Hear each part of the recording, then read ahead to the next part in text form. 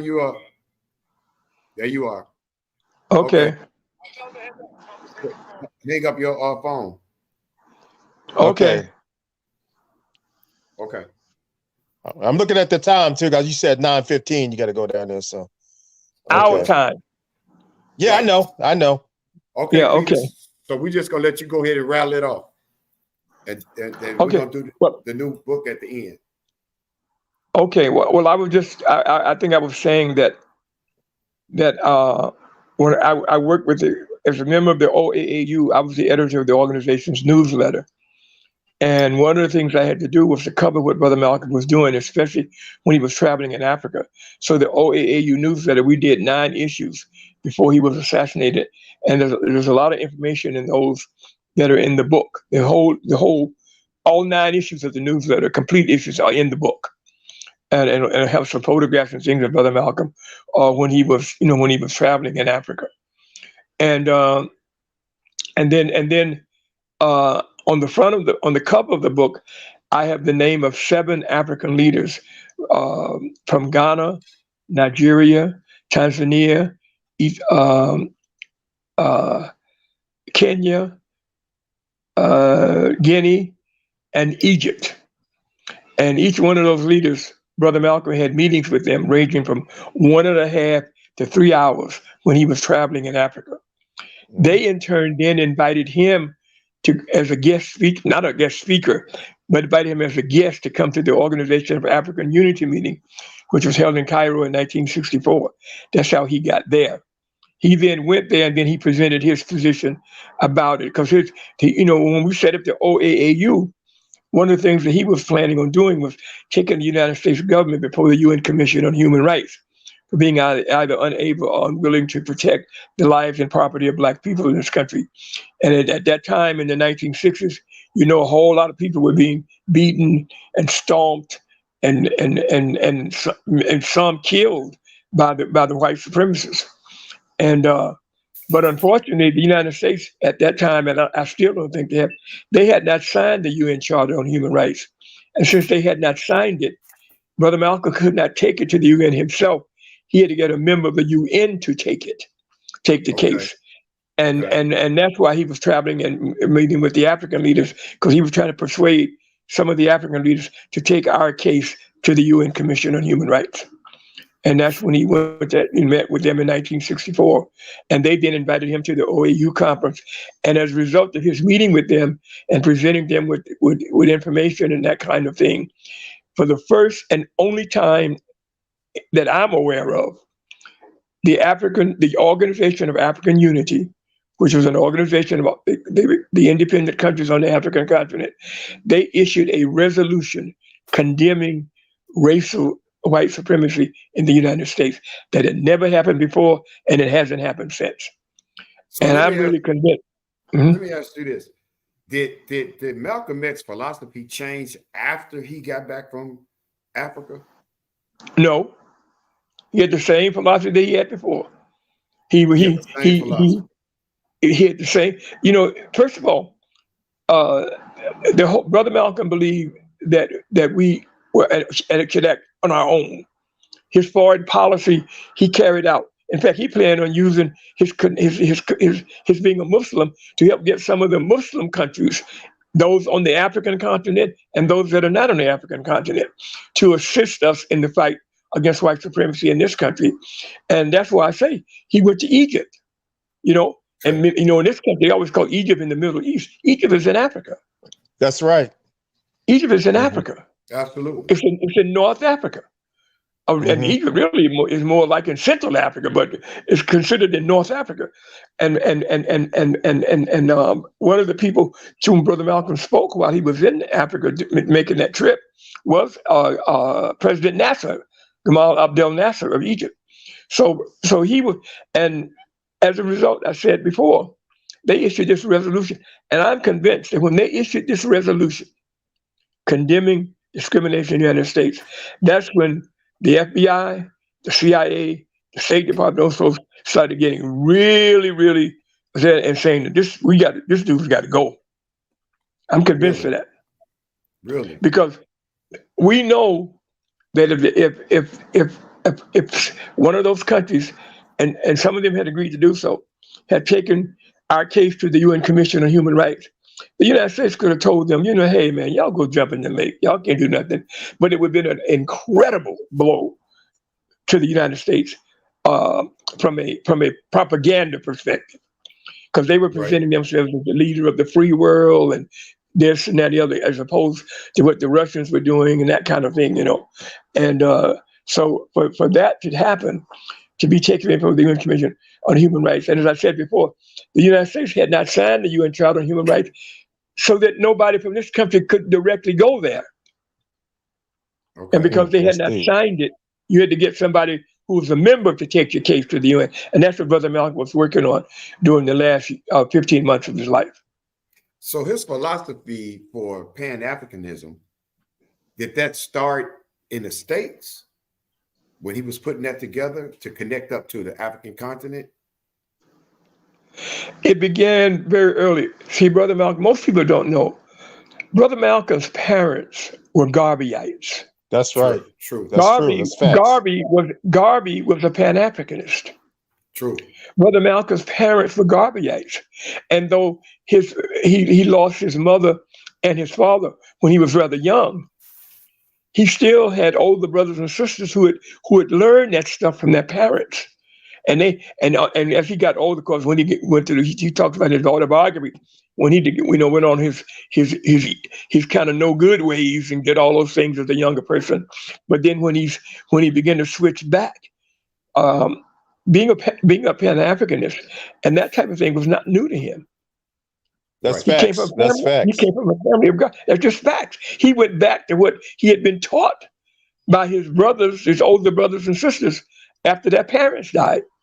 Right. And Peter, it's funny that you say that, because Filbert, his oldest brother, said the only reason why he joined the Nation of Islam is because it was the closest thing to the Garvey movement. His brother Filbert said that. Yeah, that's true. That and if he said that, then I would assume that's true.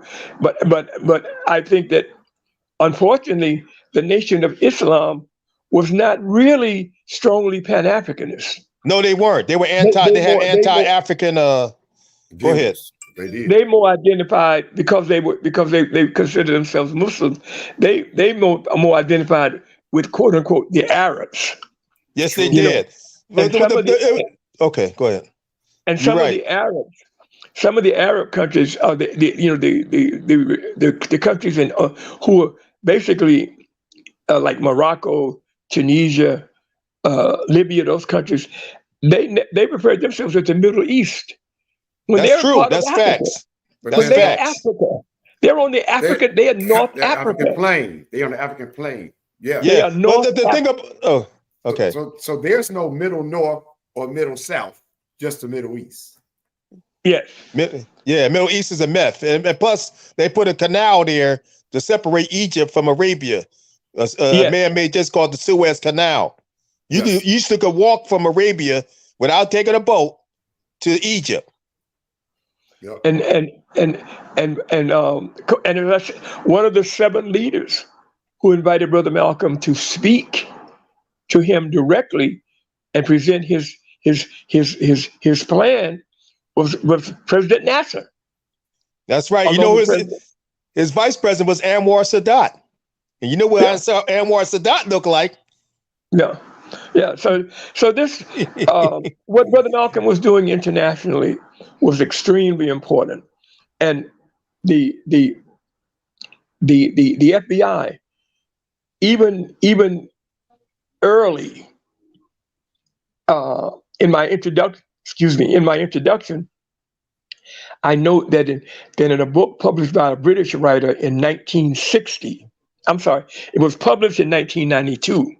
Okay. But in that book, which is about a 400-page book, he has one mention of Brother Malcolm, but it's very, very important because it notes that at a meeting with Senator Lyndon Johnson. Now, if it was Senator Lyndon Johnson, that means that it had to happen before 1960 because Johnson became vice president in 1960. At a meeting with Senator Lyndon Johnson, J. Edgar Hoover said we wouldn't have any problem if we could get those 2 guys fighting. We could get them to kill one another off. Those two guys were Brother Malcolm and Brother Martin Luther King. Those are That's the two facts. people that those are the two people that Hoover feared more than anything else. When the FBI formed its COINTELPRO, which was mainly set up to spy on Black organizations, one of the things that it said was, and I got this in the book, it said that it's the section it said it said we must prevent now they said one of COINTELPRO's goals, we must prevent the rise of a Black Messiah. Malcolm X could have been one had he not been killed. Then it listed possibilities of who could be, and they listed Dr. Martin Luther King and Stokely Carmichael as two people who could be possibly follow Brother Malcolm X as Pan-Africanist type leaders. And Dr. King, of course, ended up being assassinated, and Kwame Nkrumah. Stokely became Kwame and he was Kwame Ture, and he was what do you call it? He had to exile. He had to go in exile. No, he wasn't exiled. He was denied re-entry into the country. Wow, I didn't know that part. So they when you see this, you can see that they were extremely concerned about what Brother Malcolm was able to accomplish internationally, and what his goals were on an international level, and his strong Pan-Africanism, and so often when people talk about him and write about him, they don't really deal with what he was doing internationally very much. So that's why I decided to put this book together, to show, I don't try to claim that it's a definitive book on the subject, but at least I want to make people aware as to what Brother Malcolm was doing internationally, and I think that the book will do that. So let me ask you this: how did he view psychological warfare? How did he view it? Well, of course he talked about this constantly, because Right. as he said, that one of the most powerful and instruments that the white supremacists always had was psychological warfare, and they understood very clearly that we cannot get rid of every single Black person in this country. So we got to do is get their minds. And then, as I said before, you had Black people who got upset if you called Black. You had Black people who identified totally with what the United States government was doing. You had Black people who supported, when the United States government did anything hostile towards Africa, they supported the U.S. government's position against Africa. So Brother Malcolm understood that, and that's why he spoke so often during his last years about the necessity of us developing, of breaking through this psychological warfare, this type of thing that we had going, where we had basically accepted many of the myths that had been put forth. We look down on Africa. He said that Africa, the whole use of the third world, like Africa's in the third world, and all those kind of things were designed to make Africa again seem as though it was like way behind everybody else, and was not. But at the same time, then and now, and this was in the Washington Post in 2009. It described Africa as this, brothers. It did an 8-page supplement on Africa, and the headline of the supplement was "Africa on the Agenda," not Africa's agenda. Africa on the agenda. You know what the subhead of that 8-page supplement in 2009? What? Africa, the key to global economic growth. Now this is in the Washington Post.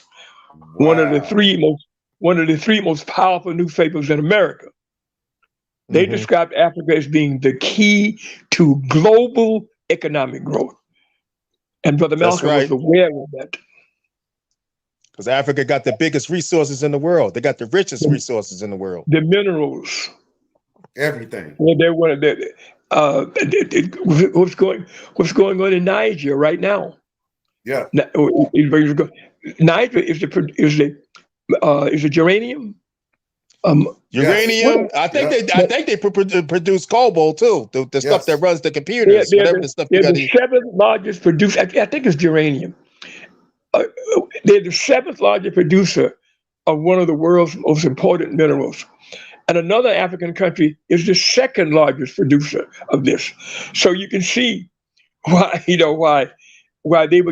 got very nervous about Brother Malcolm in any way having any kind of influence with and making the African countries begin to think continental. Because Brother Malcolm's position was that the African countries have got to think continental. You can be. He used to say, like we have in the United States, you have people who call themselves New Yorkers or Alabamians or Georgians or California, when they're around in this country, and they compete with each other, and some of them talk about each other. But when they go abroad, what do they call themselves? Americans. That's right. That's true. Americans. That's when they go abroad. And he felt as though the Africans should do the same thing. You may have Nigeria and Ghana and the different countries, but he felt as though that was the one thing that they could copy that had happened in North America. They should be just like the states, with a central government, so that Africa becomes continental. And you can just like you have a New Yorker, you can have a Nigerian. But when they move around and travel and deal with the world, they should travel as Africans. Right. Mm-hmm. Right. They're starting to move towards that direction. I see it. They're starting to move. Yeah. It seems like this stuff is coming to intuition and fruition. Yeah. Well, It seems like they're starting to follow Marcus Garvey and Malcolm's ideas. It looks like it to me. I could be wrong, but it looks like it. It's moving, but it's moving very slowly. Yes, it is. It really, at this time in 2023, it could be moving much faster than it is. But the very fact that it's moving at all is very important. And that was one of, as I said, Brother Malcolm considered himself a very strong Pan-Africanist. Yes, Peter. I was going. You was touching on that they made us have a hatred for Africa. Well, I would like you to touch on where that came from, because from my understanding, when I grew up, I used to watch these Tarzan movies, and these Tarzan movies put Africa in a bad light, making us think they had these big pots, like they cook people and all this propaganda. Yeah. It was a bunch of propaganda and lies. Absolutely. And you're younger, much younger than me. When I grew up, that's what that's all we saw was Tarzan movies. Every movie we saw dealing with, in any way with Africans, they were always walking around with kind of just things around their bodies, around the the middle of their body. They when they spoke to each other in their own languages, we laughed at them because we felt they were too ignorant and didn't know how to speak English. And you call, as I said before, you call somebody African, you better be ready to fight. Yeah. And then another thing. That was the image we had of Africa. And Brother Malcolm, he spoke, this is one thing that he spoke a lot about, because he understood that was all part of what he called psychological warfare. Yeah. And he also did the propaganda with the diaspora over here to their brothers and sisters on the African continent. It made it like we all thugs, we drug dealers and all types of stuff. They did the same thing in reverse. One of the government officials, Brzezinski, said he don't want the Black American or the African American to unite with the continental African. He want to keep us divided. I met Africans when I traveled. I've been to North Africa, and I've been to East Africa, and I've been to West Africa in my lifetime. And everywhere I went, I met Africans. I met some Africans who basically, just like we had swallowed all of the propaganda about them, they had swallowed the same thing about us. That's right. That's facts. They had swallowed the same thing about us. And so this meant, and I met African students who I remember Peter. Peter, can you send the camera? I met African students. There you go.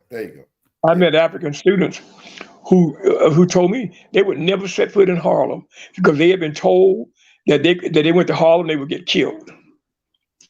They would be killed. Now that was, by the people in Harlem. You know, Now, so Yes, sir. they but you played know, it. this They is played it both. interesting. They played it both ways, and unfortunately, the white supremacists had a great deal of success in doing that. They Yes, did. I had a Because brother. here's the interesting thing. I got. Can I drop one? Okay, go ahead. You were saying that when you left and came to Harlem, you had heard basically the same thing. Yeah, when I decided to stay in New York City, That's crazy. I got an apartment on the west side in 86th Street because I didn't want no apartments in Harlem because I was scared See? because all the things I had heard about Harlem. And this. I moved there in 1962 to this. I mean, I'm sorry, I moved in 1961 to that East Manhattan, 86th Street. And one reason, and people say, well, why don't you go to Harlem? I said, no way. The only reason I moved to Harlem, as I think I said it before, a friend had a father, someone that I knew had a father, had eight rooms in Harlem at $56 a month on 142nd Street. And that's when they had, rent control and all that kind of stuff was still in existence. So I said, man, 8 rooms for $50. I'll take my chances on Harlem. That's how I moved to Harlem. Wow, that's deep. That is. And I'm gonna tell you another. Okay, go ahead.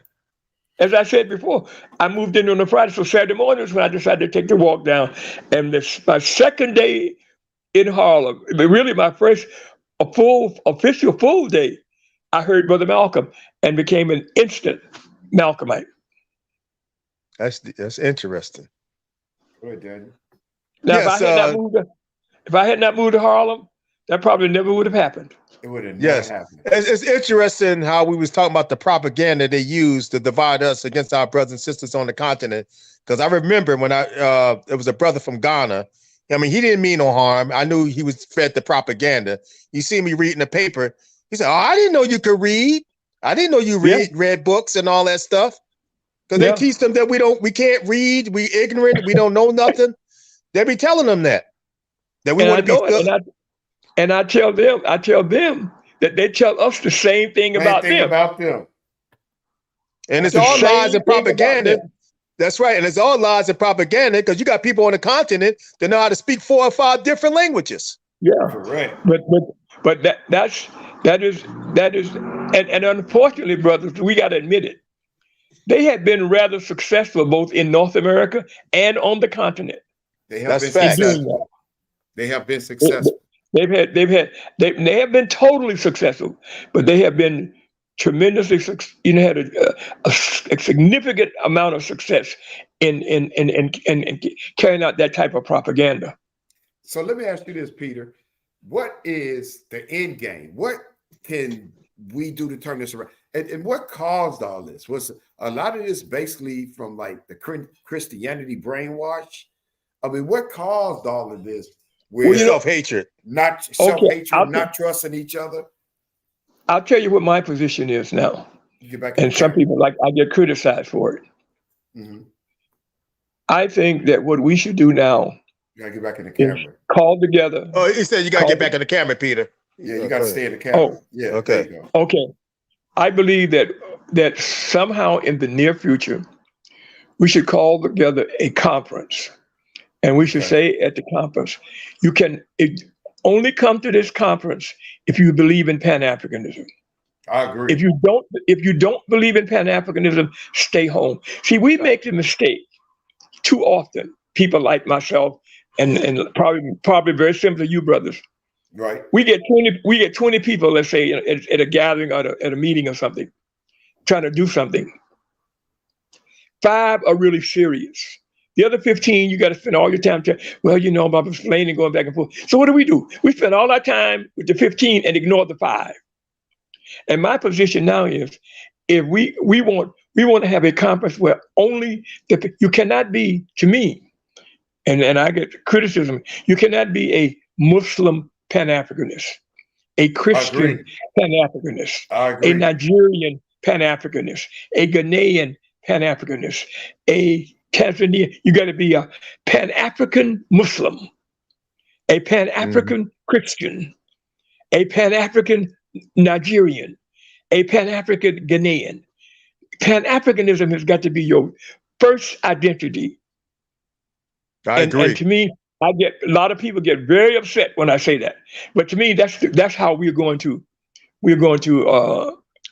eventually improve the conditions of our people of African descent around the world. When we start thinking of ourselves, when Pan-Africanism became the dominant ideology, you can still be Muslim, you can still be Christian, you can still be Nigerian. Just like as I said before, when people in this country, they call themselves New Yorkers and California and that kind of thing.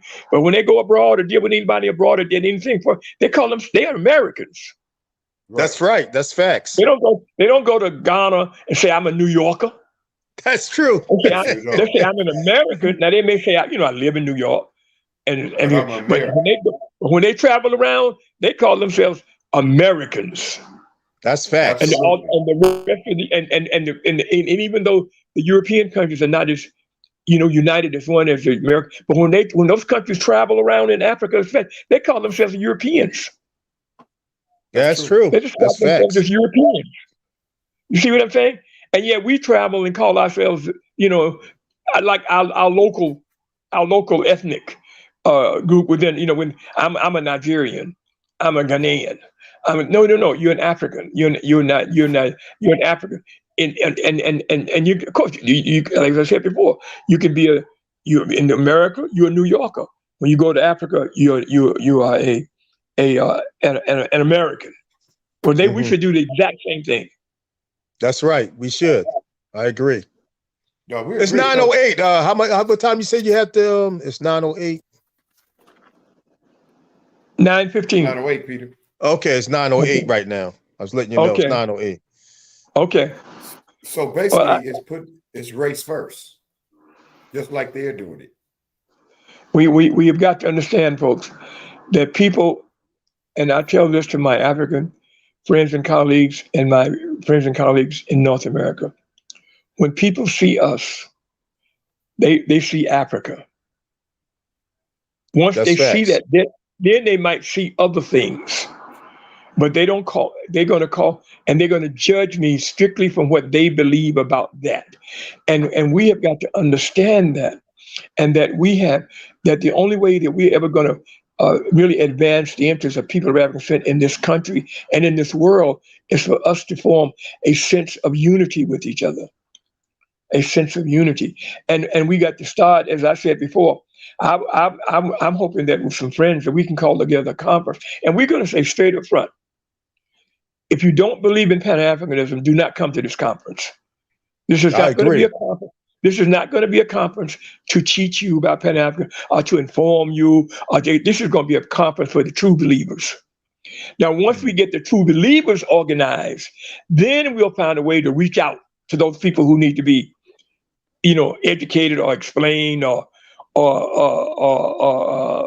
invited. Right. But you got to first organize the true believers, and we have. I can't think of no times in my lifetime that we've done that. We get, and even in the OAAU, we had people who though they came around, they were still not kind of like, true believers. There were some of us who were true believers, and unfortunately, when things went after the assassination of Brother Malcolm, we didn't have enough true believers to keep things going the way we should have. But that was to some degree our fault, because we still believe you got to reach out to everybody. You got to, you can't be, you got to, and you organize the true believers, brothers. That's you right. Organize. If you say, how many here people believe, if you believe in Pan-Africanism as a means of the best and most effective means for promoting and protecting the interests of people of African descent, come to this conference. If you don't believe that, then stay home. I agree. We'll reach out to you later. Right. Now, when we get together, of course, we're going to be discussing different ways to do things, and but we will come up with a way of dealing with it. And my position is that it should be broken down into different categories. You got to have people who have strong positions and knowledge about health. Right. Who have strong knowledge about culture, who have strong knowledge about economics, who have strong knowledge about politics, about communications, about technology, Yep. about psychology, and about education. And then each one of those, once we get together, people who have strong knowledge in those areas would then put together papers in each one of those areas that were designed to show how we can most effectively promote and protect our interests in these different areas. I And agree. I think Brother Malcolm would, boy, he would be smiling if we did something like that. That's right. Because that's what he believes. So let me ask you this: with do you think that because they destroyed the black family? We're trying to get you back in the middle of the camera, Peter. We got to get you back in the middle. The nuclear family. They destroyed the family. They destroyed that. Do you think that we are? I mean, when you look at the young men who are killing themselves on a regular basis, the men who are young men going to prison, the young women with the different color hair and the way they dress, and not all women, but some. Do you think that these, like, everybody can be saved, basically? No, I didn't say, no, brother. And that's what I'm saying. That's one thing mistake we've always made. You got to get the true believers together. That's what I say all the time. Then you reach out to the people who need to be convinced and educated and changed. You can never form a movement with those kind of people. You cannot. That's right, because you're gonna have dead weight. It has never been done. It is never every successful movement, I think, in anywhere, Europe, Africa, Asia, anywhere, successful movements were always started by the true believers. That's right. Yep. And once they got together and set up concrete proposals and direction for things, then you reach out to try, and you slowly begin to pull in people who want to be, who just say, "Oh, I like to be a part of that. I like to be a part of that." Then you slowly bring them in, but you cannot. You got to first thing you got to do is to organize. And as I said before, my position is, if you don't believe in Pan-Africanism, then please do not come to this conference. Absolutely. Well, let me do this real quick. Don't waste our time. Don't waste our time. And I agree. Run. So we're gonna ask if somebody got a question for Professor Peter Bailey. If you got a question or something, you could throw it up there right now. But Daniel and I talk about it all the time. Everybody can't come to that meeting. Everybody cannot come to that meeting. Because we talk about that all the time. What you said earlier when you were saying how a group of people were actually with the government and against what Malcolm X was speaking about, because a lot of our people were spreading around that he was violent and he was hateful. That was our people doing that. And so, but here's the thing. It's still like that to this day. There's still and that's why a bunch of people. And what I'm saying, that in order to combat that, you organize the true believers and come up with concrete ways to deal with that. Correct. Mm-hmm. But you got to organize. We always want to see numbers. Right. Success is not built on numbers. No, it's not. We always want to see numbers, man. You got to organize the people who believe. Yes. Then when you get them organized, then you begin to outreach and develop things designed to get to those people who need to be educated or taught or inspired, But you got to first get the true believers organized. And this is something that we have not done it for the last 40 years. Yes. I asked a question, Peter. Peter, it's 9:16. You just said you got to go downstairs and drop the books off. Yes, somebody getting ready to buy 6 books. I got to get downstairs. Yeah, we can wait for you. We can wait for you. We can wait for you. Just leave the thing. No. I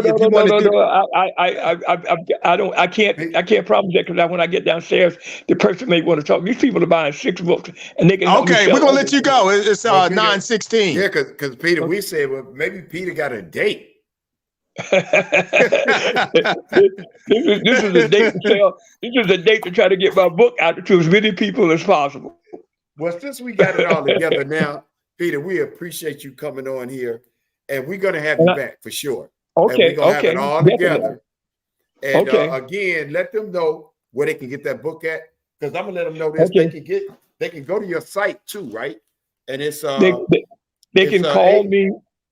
They can okay. call me directly at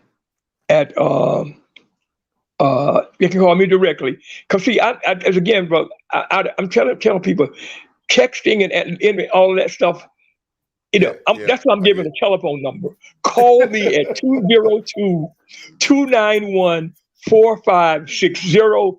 If I'm not there, leave your name and number, and then I will get back to you. Repeat that again. So they get it. 202-291-4560. Texting and all that kind of stuff, unless you leave a number where you can be contacted, because I don't know how to text and I don't know how to email. Okay, and you also can get the book at Sankofa Bookstore in Washington, D.C. You can Google it. You can get the phone number off. I got the number. I don't know about heart, but or you can Google the bookstore. You can get Peter's book at Sankofa Bookstore in Washington, D.C. Hey Peter, did you put it on your webpage? Is it on your webpage? I don't know if I have. I don't think I have a web page. I know you got a webpage. I looked it up. You got a webpage. Don't worry about it. We're gonna send people to the number. And we're gonna tell you back. The best way to do this is to call that number. If I'm not there to pick it up, leave a number where I can call you, and I'll get right back to you. Okay, Peter has to get out of here. He got to get that bread. He got to get there. You got to feed. You got to get that book. You got to get that book. We're gonna bring you back though, Peter. Okay, thank you very much. And it's been a pleasure. It's been a pleasure, Elder. I really appreciate it. Thank you, brothers, for what you're doing. It's an absolute honor. All right. Yes, sir. All right. Take care of yourself. Peace, Elder. Peace. Okay. Hey, we got people. Because freedom ain't free. Freedom ain't free. Yeah. Go ahead. Hold on. It says here we got something from what is this? Somebody asked again, where can you find the book? He just look over the video over again. Go ahead. You know what? I'm gonna put his number in. He's giving out his home number. Yeah, that's the number. Yes, sir. I gotta. Oh man, I don't know about heart. I ain't got my. So I got my on the phone. I'm gonna put it. I'm gonna post it in the banner.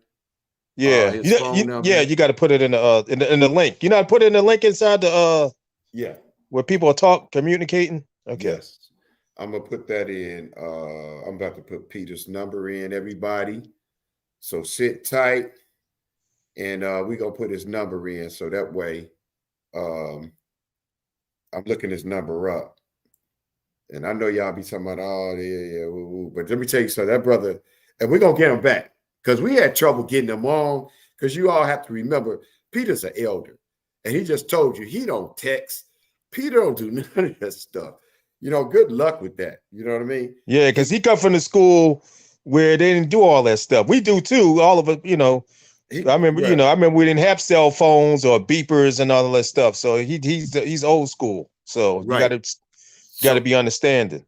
So here, what we're gonna do, we're gonna put his number in the chat, and we'll leave his name.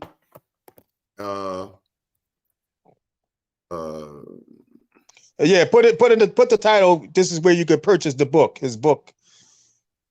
Yeah, we're gonna put his name in there, and trust me, this book is real because he got this stuff directly from Cuzzo. Directly from Malcolm. Directly from Malcolm. You know what I mean? He got this directly from Malcolm. You know, and so it's very important that we support this, especially if you in the little family. That's right. That's just real. That's right. You know what I'm saying? All that other stuff is nonsense.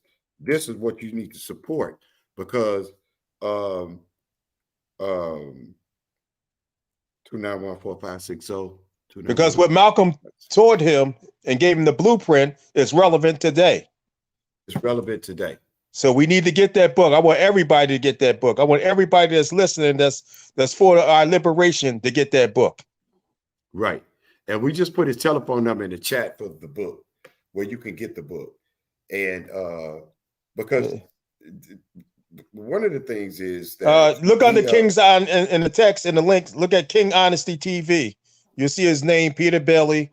You see the number 202-291-4560. That's it. That's it. That's it.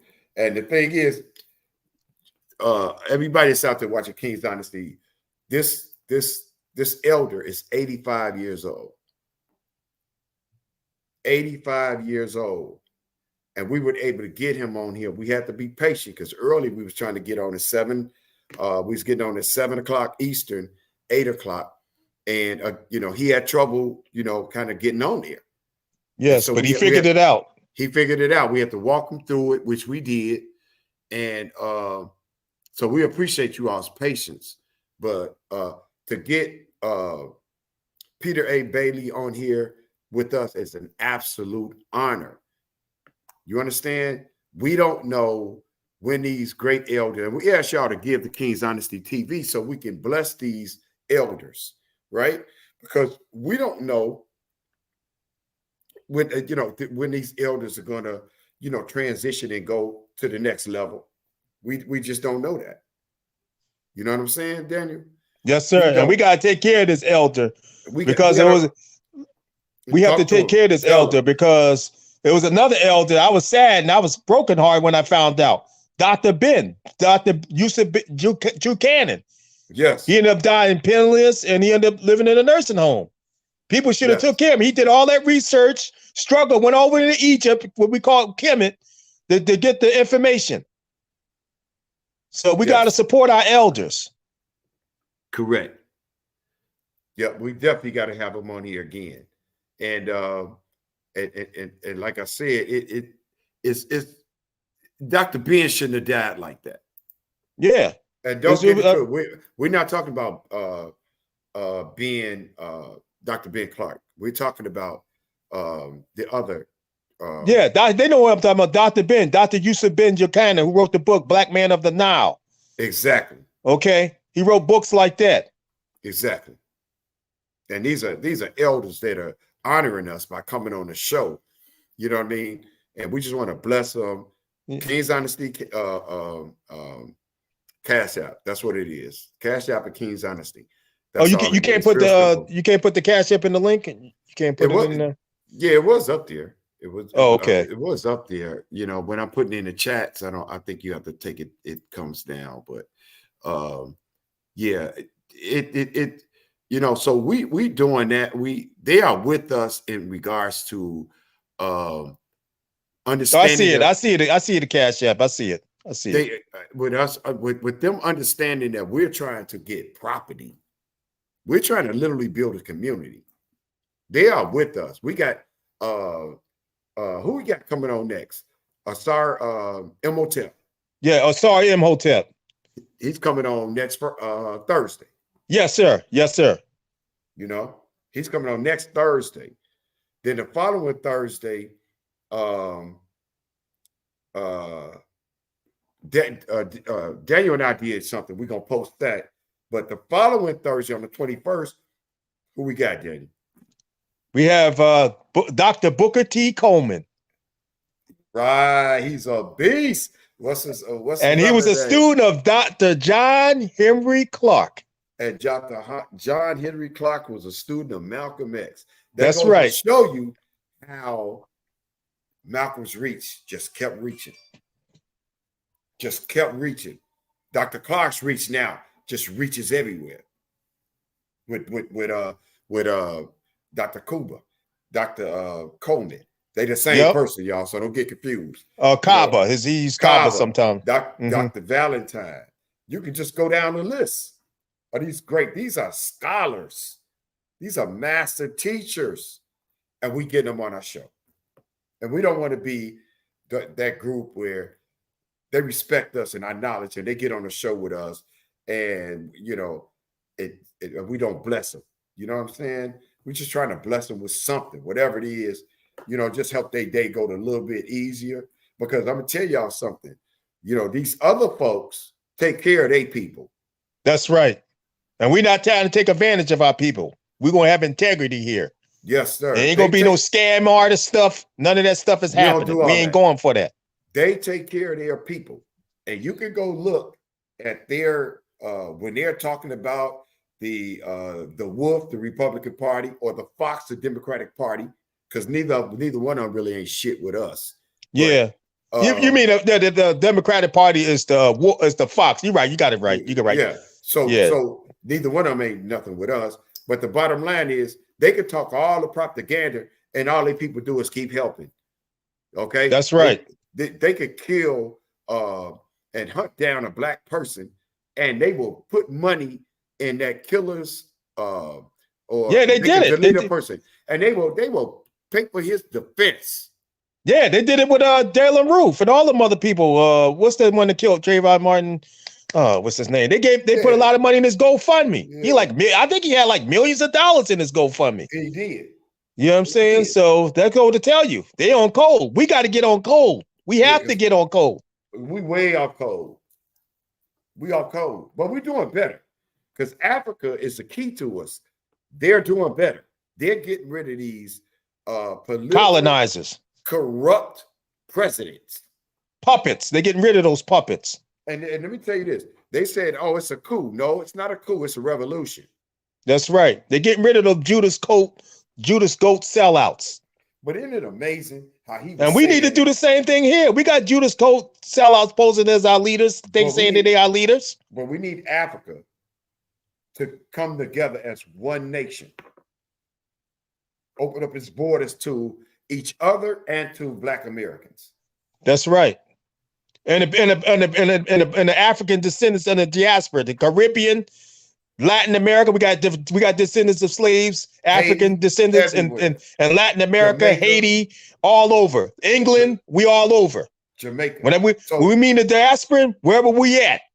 They even got diasporans in India. They got descendants of slaves, African slaves in India.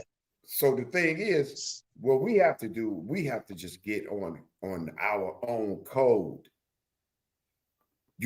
Being off code is one of the things that we have to do when we meet with young men.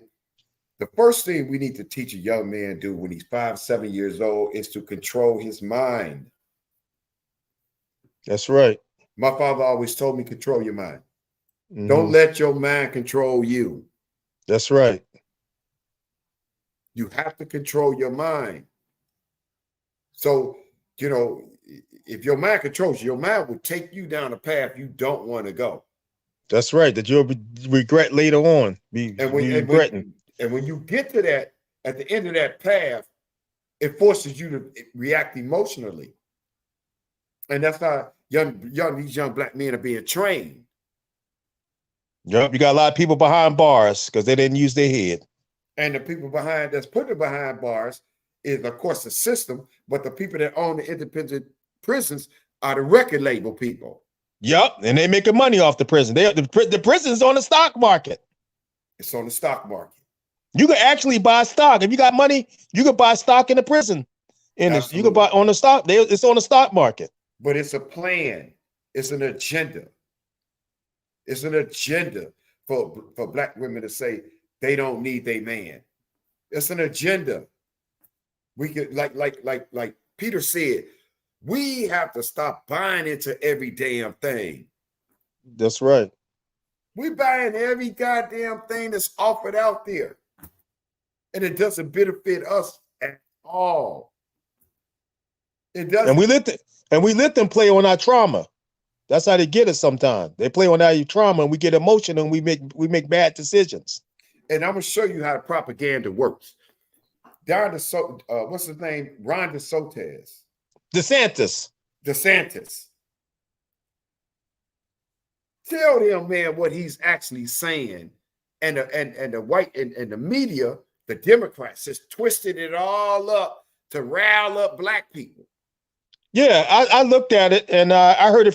He talked about it. What he said was he's not against. From what I seen, what he said out of his mouth, the rainbow community want to incorporate their ways into the Black studies curriculum, exactly. and he's not having it. And he's not having it. So then, you know what I mean by the rainbow community. We ain't got right. You ain't even got to go. So here's the thing. So what happens? These Fox, the Democrats, the Democratic Party, and made it. He's against Black people. Same That's thing they what did to did. Donald Trump. Same thing they did to Donald Trump. They flipped it and said he's against black people. And he's like, no, you all are not about to add your curriculum and rat the backs of black people and be in their history with y'all shit. That's right. They want to incorporate the rainbow agenda into black history. Same thing they use Black Lives Matter, the organization. Absolutely. Okay, a lot of they tricked us. They made it think that it was for us. No, it was for the rainbow community. They hid behind the title of Black Lives Matter, but they actually was for the rainbow community. Absolutely. Matter of fact, in their memorandum, they're against the black nuclear family. They're against the nuclear family. Absolutely. So this is what we're talking about, the Fox.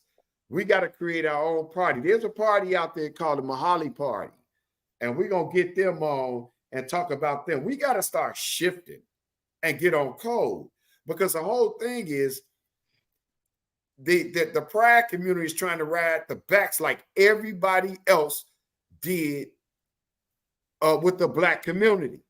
They're trying to ride our backs. That's right. And so when it happens, the first thing they say is, oh, you're against black people. No, we're not going to let you attach to them. Yeah, they want to use us as cannon fire. They want to put us out front to fight their cause. Exactly. So then we ain't standing for that. We trying to wake y'all up. We ain't standing for that. Hold your own nuts, okay? Yeah. We going to stand up for us. Yeah. Because they chose that lifestyle. Okay, that's a choice. Right. Stand up straight. Don't let your meat loaf. So the bottom line is, listen. The Fox is telling us that he's anti-black. That's what they're telling us. That he's against black history. He's against this. No, he's against them riding in on black history. And riding our coattail. Exactly. But they turned and made everything hatred toward the man because they took all his stuff out of context. And what did Brother Malcolm say about the media? And people like Brother Malcolm ride with it. Roland yes, Barton them are those same people that roll with all this bullshit. Instead of just reading it, if you read what the man said, you would be like, oh, I didn't know that. Yeah. And he also said he got black scholars to do the research on the black history anyway. Okay. And then another thing, Brother Malcolm said that the media, the fake news, I'm gonna say fake news, knows how to make a good person look like a bad person and make a bad person look like a good person. And they do it all Brother the Malcolm time. told us about that. And they do it all the time. They doing it all the time. And then they distract us with this bullshit. You know what I'm saying? And we fall for it every single time. Can't believe everything. Fall for it. You can't believe everything you read on the news or see on the news. Do your own due diligence. Do your own research. Well, they got agents. They got agents. Yep. You got Democratic. You got Democratic agents. That's right. I call them Democratic shields. Because they boule and they for like certain people in those groups that are always pushing the Democratic Party.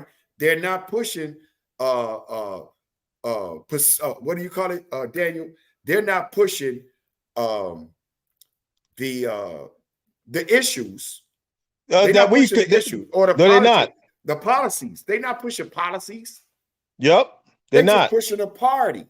Yep. They want to pacify us. Malcolm even told us they want to pacify us. And they do it all the time.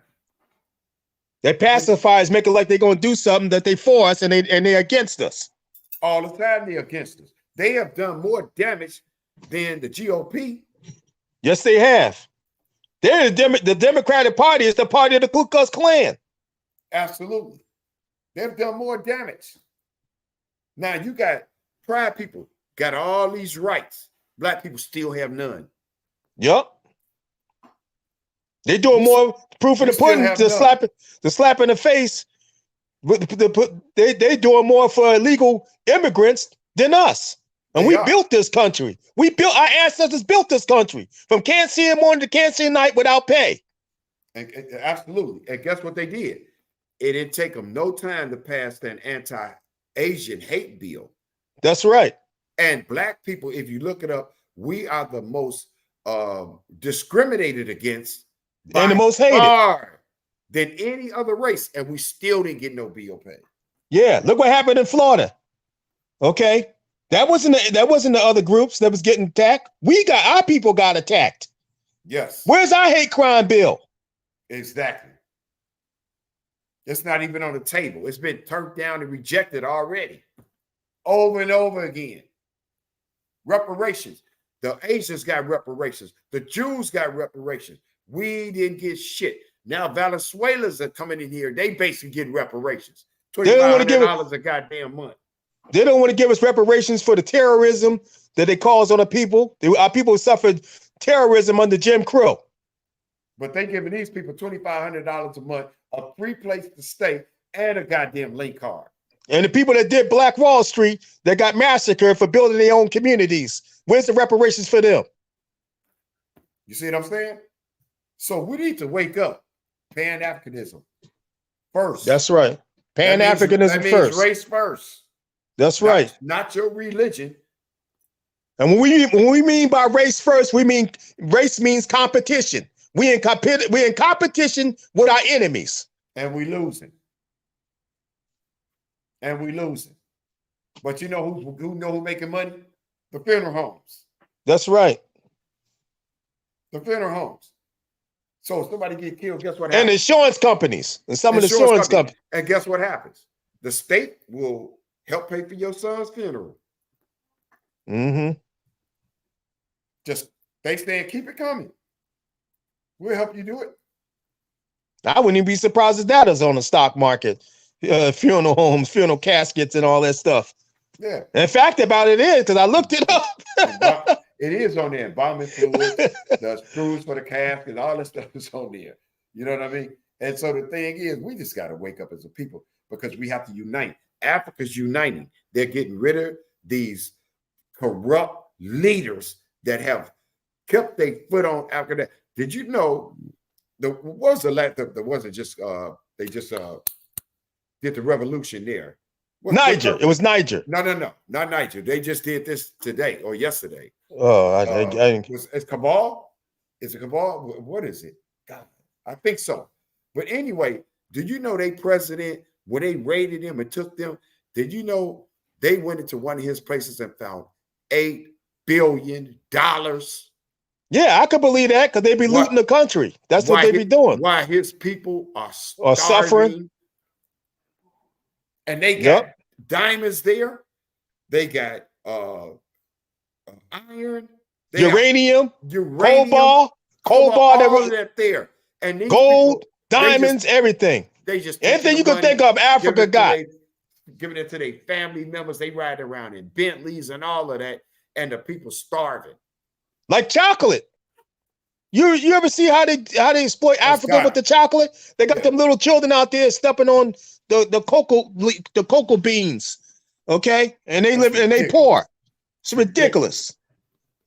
And you just heard the elders say, they said the agenda, because Africa could control the economical system. They actually can, because they got all the resources. If they wake the hell up. But we got a sister coming on here. She was an ambassador for Africa. She's coming on here, and she's a beast. Mm-hmm. We're going to talk about it. We're going to talk about those frequency levels, that these low-level frequencies that are putting the music to penetrate the mind of our weak-ass kids who grew up without, both parents, and they just following any goddamn thing around. No direction, no discipline. No direction whatsoever. No discipline, no structure. And these low frequencies are just bringing them down. And that's right. And we got to stop this nonsense. And we ain't going nowhere without each other. When I mean the African woman and the African man, we ain't going nowhere without each other. That's a fact. Okay? We're going to both drown. We're one. We're one. Together, we're one. We're a unit. In the word unity, you get the word unit. Unit in mathematics is one. And the thing is, if we don't figure it out and they don't figure it out, we all just gonna drown on the same boat. That's right. Whether you want to drown with me or not, you're gonna drown with my ass. That's right. With your A little house wind. divided cannot stand. A house divided cannot stand. And they know this. They know this. Look how long it's taken Black people to start getting together with African people. Yeah, This it took a just long started time. happening- This took a long Recently. This just started happening recently. And you got Black people from the diaspora that's going to Africa, buying Yes. land in Africa, Yes, living they are. good in Africa. Yep. Okay. Yep. The hatred's got to stop. The hate's got And don't stop believing the fake news when they try to make Africa not a place to go visit. If you go to Africa, you can ask anybody that go visit over there, you'll see a bunch of the other people over there. Yep. Okay. You'll see them on the flights. Okay. The same people that tell you not to go to Africa, their asses is over there. Yep. Yep. So I don't mean to curse. Sorry for my That's okay. language. We got to wake up. We got to wake up. And we got to wake up quick for the next generations. It's very important. It's very important. And they're going to find out. You're going to find out. Those people are not your friends. That's right. They're not our friends. They hate, they envy of you. They jealous of you. They jealous of your gifts. They jealous of your beauty. They jealous of you, period. Study the history of our adversary. Everywhere they went, where there was indigenous people, show me where they went where there was indigenous people and there was peace and happiness. That's a fact. And they ain't caused no atrocities to those people or no genocide to those people. That's a fact. Look at the indigenous people that's of America. Look what happened to them. Go to Australia, the Aborigines, when they had contact with the adversary. What happened to them? Destroyed. Okay. That's what they do, destroy. Because that's That comes from them. That comes from their cave history. They acted out their cave dwelling history. It comes from a mentality of take. That's why come anything that we do develop, they take. Anything That's that right. we create, they take. Anything. And see, so in order for them to take it, they came up with a thing called patent. Yeah, they So stole. they They stole a would lot of take black your stuff. They take That's your right. stuff and then they go Mhm. patent it. Then it's theirs. And Black people didn't know that. Yeah, they stole a lot of inventions that our people came up with But we got a lot of and made haters. money off of it. Made a bunch of billions of dollars and millions of dollars off our inventions. Well, we got a lot of haters in our groups. Yes, we Tell you do. that straight out. We That's got facts. a lot of haters in our group. Straight up. And they think that they're going to be accepted someplace else and they're not. No, they're not. It's a lot of haters. So we just got to wake up. We got to get on cold, people. But listen, we love y'all. Cheers. We're going to bring Peter A. Bailey back. We just got to walk him through the procedure of getting on. That's it. That's the bottom line. And we're just going to walk him through the procedure, get him on. And shout out to our brothers out there. Sanjeta, shout out to him.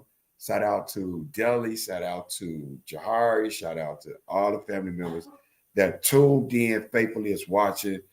Ron and them, everybody. And listen, we growing. We growing. That's right. And shout out to our sisters, our beautiful queens, our beautiful women. All Shout of them out to ain't no everybody. goddamn Queens. You know what I mean? The ones I'm talking to, the ones that's in Queens status. Some of these motherfuckers is 304s out here. That's true. We gotta horrible. change that.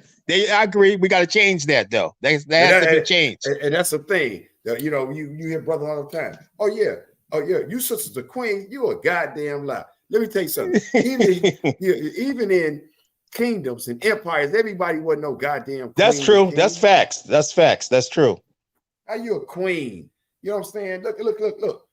Like I said, if this is true, and we discussed this the other day, if this is true with Steve Harvey, worth $400 million, and you mean to tell me this woman ran to somebody else? The cheat. Well, you know that book he wrote. I'm gonna say it again. What was the name of the book? Think Like a Man.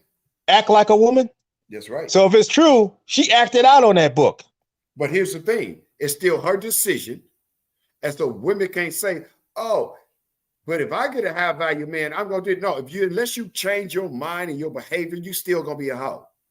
That's right. That's You about. gotta change your mentality. And I ain't mad at the hoes neither. You know what I'm saying? They pimps up hoes now. You know what I'm saying?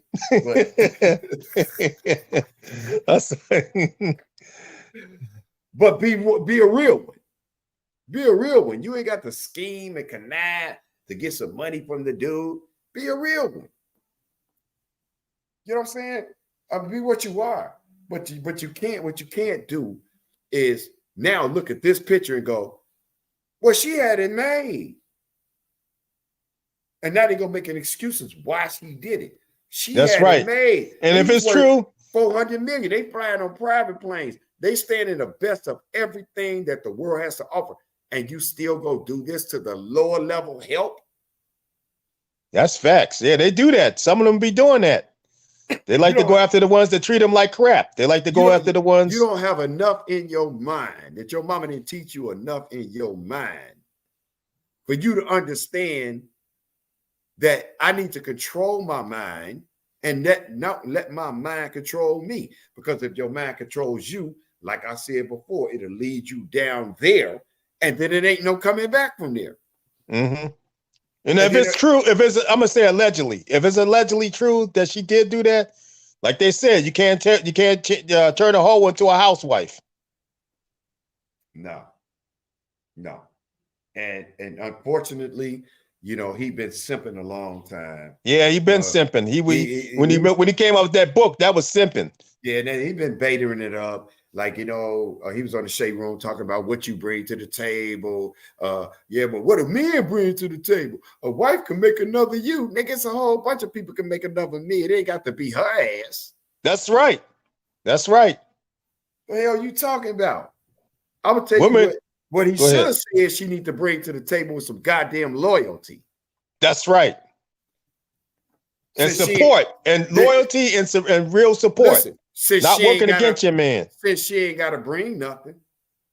Because that's what he said. He did say that. He did say that. She ain't got to bring nothing because she can create another you. That's what she said. So I guess he forgot to say, oh, but she got to bring loyalty. That's right. And she can't create another you without you. Facts. One person can't make a baby. Okay? Right. It has to be male, woman, and man. That's how a baby come about. Exactly. You see what I'm saying? So now this is a goddamn disaster. It's a distraction for what's really going on. But that's just life. Mm-hmm. And like I always said, I said, listen, no matter how you look at it, where there's smoke, there's fire. That's true. And it's going to come out. What's in the dark will come to the light. Yep. Either it's going to come out that they go into counseling. It's going to come out that they trying to say they marriage. It's going to come out when I'm filed for divorce. And we hope it's not true. We hope they got a good marriage and she didn't cheat on them, but we don't know. But within ourselves, we kind of know. Yeah, we do. That's why I say allegedly, because you know, right, until it actually really comes out. Right. And this is just our opinion. This is our opinion on King's Dynasty TV. We keep it 100. With our opinions, we keep it 100. You know what I'm saying? And yes, there's smoke, there's fire. There's a lot of stuff going on. You know what I mean? And we need to wake up and come together. I mean, it is what it is. We need to come to even the black athletes. They need to come together, man. Yep, all the entertainers we have. If you make $5 million, if you make $2.5 million, your ass should never be broke again. Never. If you make $1.5 million, your ass should never be broke again. That's some clown shit. Reason why a lot of them be broke, because a lot of them don't have discipline with their money.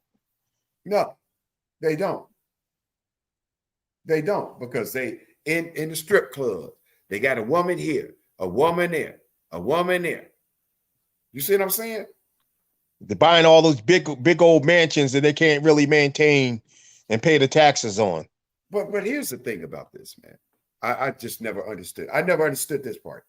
I never understood how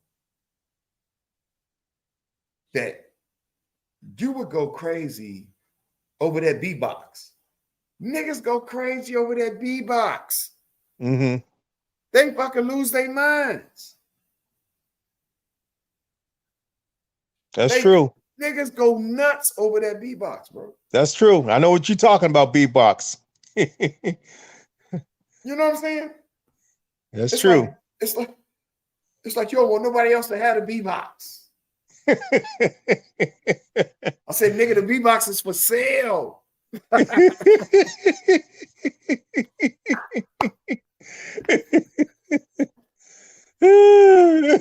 know what I'm saying? Niggas, Yes, sir. Niggas acting a total fool over that. Going crazy. You got people that have lost their life doing time for doing jail, doing life imprisonment for that. For the B box. When there's plenty of it. And the B-box, and it's still getting clapped while you in prison. That's right. Yeah. Somebody else is clapping it. Cut it out. But you know, you have to teach young men to control their minds. That's right. That's the main thing. You have to control your mind. Don't let your mind control you. Mm-hmm. Your mind can be crazy as hell. You know how many people get murdered in people's minds? Ooh, that's true. Ooh. Think about it. You know how many murders are people that got killed in people's minds? Women and men. That's right. You know what That's I'm saying? true. They see your head rolling down the stairs in their mind. You headless. Then it smashed a big cup of cake in your face in their minds and rubbed it around your face. That's why you got to control that thing. You got to control it. And you got to say, no, I ain't thinking that. You know what I'm saying? You got to tell your mind, no, I'm not thinking that. I'm about to think about no past bullshit that caused you pain. Why the hell are you thinking about that? Keep moving. My father used to always tell me, he said, listen, let me tell you something, son. You ain't never gonna get no value out the past that you don't have already. That's So, facts. If you don't have no value from the past with you now, it ain't none in it. That's right. It's facts. That's facts. Let it go. And move on, because life ain't gonna wait on your ass. That's right. It ain't gonna wait for you to figure it out. And what brother's telling you, get out of victimhood. Keep it moving. Some guys stay mad for 10 years, bro. They don't speak to a person for 10 years. They be having a grudge for 10 years. That's crazy. That's crazy. I don't get it. But I don't again, either. we got to teach our young men when they're young about this mind thing. You see? Control that mind. Don't let that mind control you. How do you do that? It's an exercise. You got to do mental push-ups. You got to do mental push-ups. So when something comes in your mind, you got to say, nope, I'm not thinking that. Nope, I'm not interested in that. You got to literally talk to your mind. That motherfucker, your mind crazy as hell. People don't realize how crazy their mind is. They mind crazy as hell. Your mind is they could be crazy. He could be crazy as hell. That's right. You be standing at the end of the stairs and somebody there to piss you off. You have to push this motherfucker down the stairs. You know what I'm saying? That's right. And some people act out on this shit. They do. They do. Look at them if they in prison because they acted out on that. Yep, and regret that they did that, and it'd be too late. Man, listen. I had a friend of mine, man. He went to prison for 7 years. And when he broke up, his girl cheated or whatever the case, but she's for the streets. When he broke up, I said, man, listen here, let that shit go. Keep it moving, bro. You'll get over it. He's like, yeah, man, it's all good, man. So one of my other guys, Tally, tells me, yeah, he talking about, man, if he run up on Whoop the Whoop, he gonna give her that business. I said, you gotta be kidding me. He's like, no. He pissed, bro. I said, okay. Guess what? He ran up to her. This was years ago in a grocery store and beat her senseless. Wow. They got this nigga 7 years, bro. He had to do half of it. He did almost 5 years for it. And wow. Still, right now, he's still I think he just got off parole. He got off parole. But the bottom line is he kept telling himself he was gonna do that. That's true. Here's a man who had a good job. He's 6 figures, all that gone. Now you convicted felon. And just imagine if he'd have thought it through and thought before he ever reacted, he would have realized that she could have been replaced. It's always replacements. And that's what I told him. Keep moving, bro. Keep it moving, man. You too in love with that beatbox. You got to let that go, bro. And she ain't the only one that got good beatbox. That comes on a dime and a dozen. A dime a dozen, bro. And he lost everything, his house, his cars, all his stuff he had, worked hard for. He lost it. Didn't nobody take it from him. He lost it. By making a bad decision. Letting his mind control his actions. That's what happened. Peace, family. But listen, we appreciate everybody that jumped in that chat and was trying to help us out. We got love for you. Don't forget to like and subscribe and hit the notification bell. We still new at this. We still getting it in though. But don't forget to hit that notification bell. Like I said, on Tuesday, stuff automatically uploads. On Thursdays, we be live. We got Asar Imhotep coming up next Thursday. And we're gonna bring Professor back too. Yes. We're gonna bring him back. He's a man who we have great respect for because he always takes time for us. That's a fact. You know what I mean? And even though Malcolm X was my cousin, it's a lot of stuff I don't know about him because I was a baby when all this stuff took place. I wasn't even born. You see what I'm saying? You sure was. And so what we got to do is we got to cherish this information, cherish these elders, man. Respect these elders, man. Love on these elders. That's what we have to do, y'all. Because we don't do a good job of that stuff.